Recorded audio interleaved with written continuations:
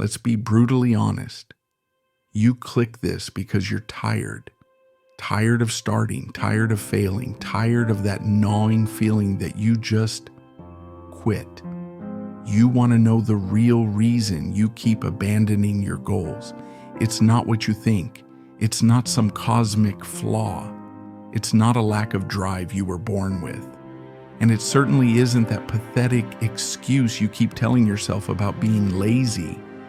The raw, painful truth: you're hopelessly addicted to comfort. You are literally in a toxic relationship with the idea of effort, but you absolutely despise the actual gritty doing of it.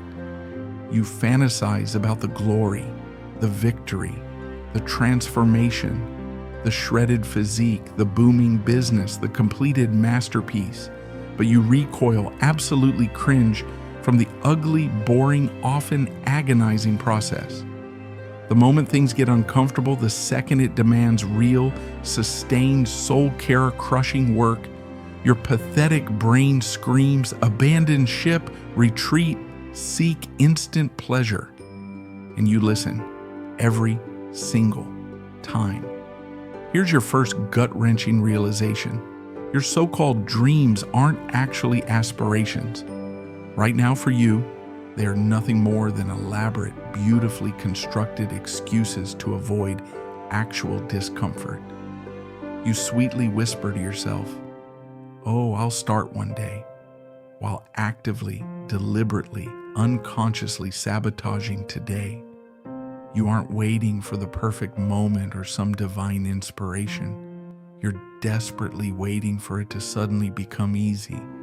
And you're building your entire miserable life around that fundamental lie. Guess what? It never, ever will be easy. The pain, the struggle, that's the entire point. That's where the growth lives. Shocking truth number 2, and this one will sting, maybe even bring tears to your eyes. You fundamentally value the story of being a person who tries more than you value the actual achievement itself. Think about the pathetic irony of that.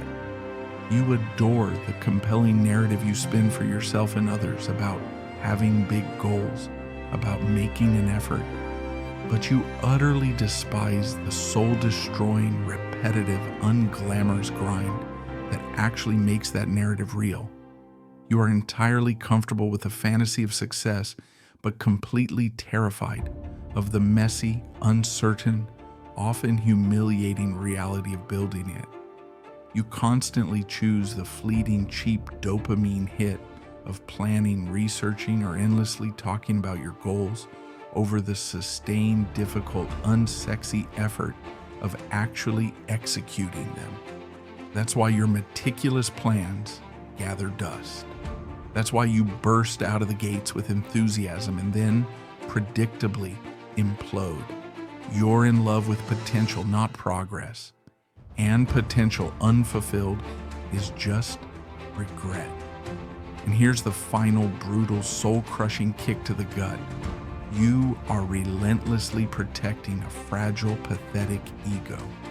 You quit, not because you can't do it, but because you quit before it gets hard enough to truly fail.